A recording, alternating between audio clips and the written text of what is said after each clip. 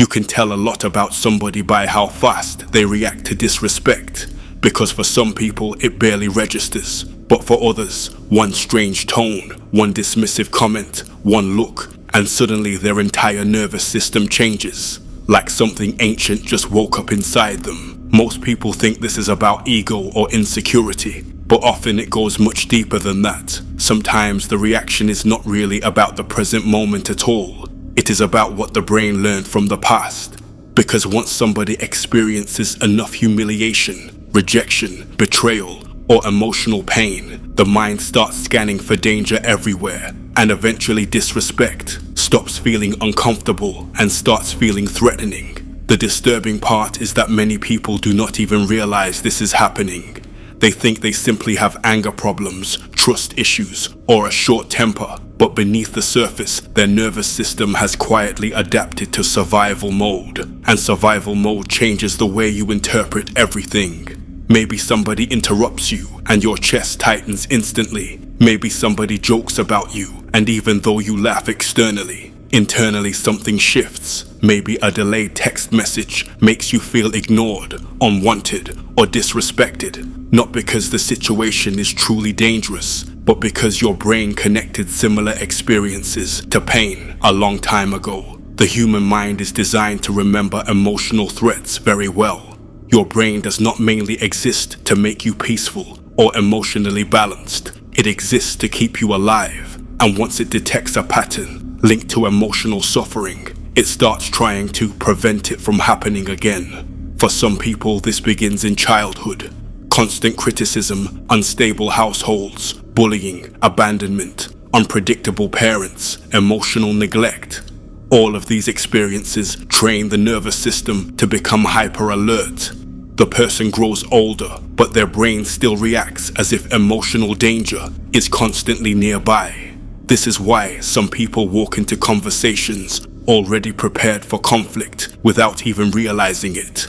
They become highly sensitive to tone, facial expressions, body language, pauses in conversation, because their nervous system learned that small social changes can lead to emotional pain. The dangerous thing is that this process happens automatically. You do not consciously decide to become defensive.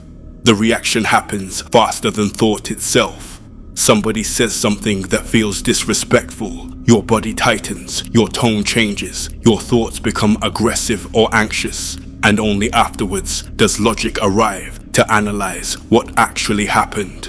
That is why people often regret arguments later. In the moment the threat felt completely real, but later on they realize they may have misunderstood the entire interaction. The survival brain prioritizes protection over accuracy. It would rather overreact unnecessarily than fail to detect danger. Thousands of years ago this made sense.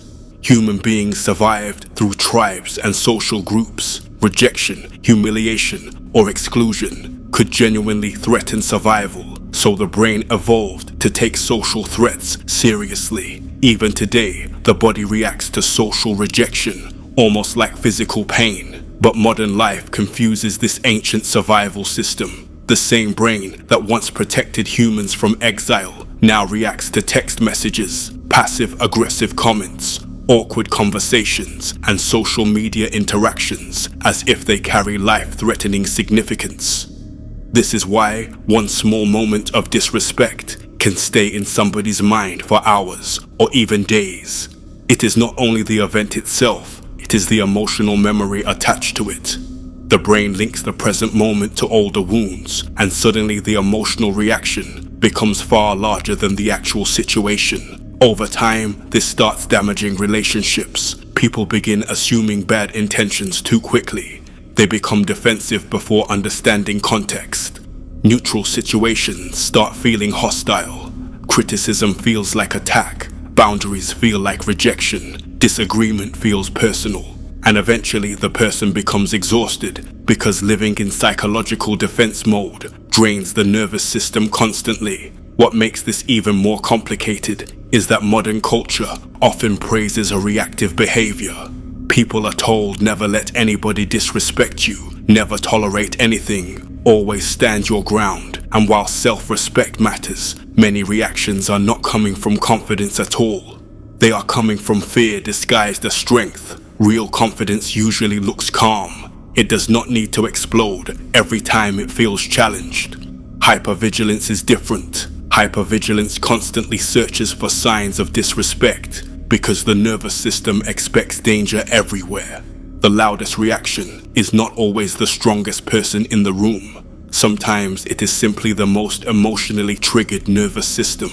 One uncomfortable truth is that people who fear disrespect unintentionally create more conflict around themselves. Constant defensiveness changes communication. Conversations become tense. Misunderstandings increase. Other people start feeling like they have to walk carefully around them, and eventually relationships become unstable. Another difficult truth is that not every disrespectful moment is actually about you. Sometimes people are distracted, emotionally immature, stressed, insecure, or unaware of how they communicate. But a nervous system stuck in survival mode interprets everything personally because it learned to monitor danger obsessively. This is why healing is not about becoming passive or weak. It is about teaching the nervous system that not every uncomfortable interaction is a threat to survival. One thing most people never realize is that emotional pain creates prediction systems in the brain. If somebody experiences betrayal repeatedly, they begin expecting betrayal everywhere. If somebody experiences humiliation often, they start expecting humiliation in ordinary situations. Eventually, they stop seeing reality clearly because fear starts filtering perception itself.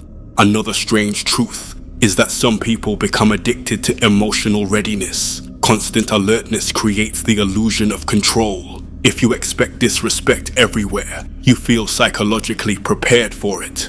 But preparation slowly becomes paranoia, and paranoia destroys peace. Some people have lived in defense mode for so long that they no longer know who they are without tension. Calmness feels unfamiliar. Peace feels unsafe.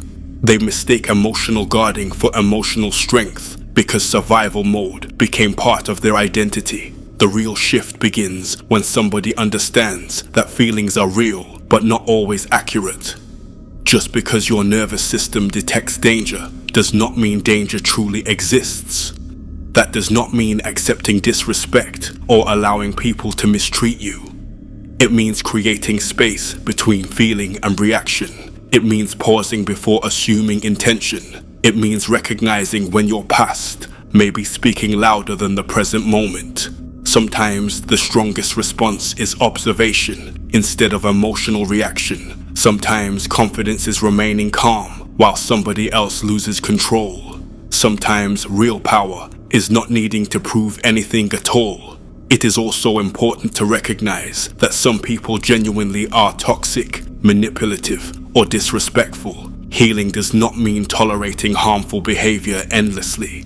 It means developing enough emotional clarity to separate genuine threats from projected fear. One practical shift that helps immediately is slowing down interpretation. Instead of instantly assuming disrespect, ask yourself what else could explain the behavior. Maybe the person communicated badly. Maybe they are stressed. Maybe you misunderstood the tone completely. This weakens automatic threat detection over time. Another powerful shift is regulating the body before reacting emotionally. Slowing your breathing, relaxing physical tension, pausing before speaking. These small actions interrupt the survival response before it escalates into conflict. Often the body calms the mind faster than the mind calms the body. And perhaps the most important shift is letting go of the obsession with appearing untouchable. Some people build their entire identity around never looking weak, never being challenged, never being disrespected. But this creates fragility, not strength. True psychological strength is flexibility, emotional control, and self-awareness. Because a peaceful person is not somebody who never experienced disrespect. A peaceful person is somebody whose nervous system no longer treats every uncomfortable moment like a threat to survival. Once somebody understands this, they stop fighting every shadow like it is an enemy. Their relationships improve, Their communication changes and their mind slowly becomes quieter because they finally realize that not every emotional reaction deserves obedience. Most people do not overreact to disrespect because they are weak. They overreact because their brain learned that disrespect leads to pain, rejection, humiliation, or betrayal. And once the nervous system learns that pattern, it starts detecting threats everywhere. That is why one comment, one facial expression, or one strange tone can trigger anger or defensiveness instantly, because the survival brain reacts before logic has time to analyze the situation. The problem is that eventually you stop responding to reality and start responding to emotional memories disguised as reality. Real strength is not exploding every time you feel challenged. Real strength is emotional regulation, self-awareness, and learning that not every uncomfortable interaction is a threat to survival.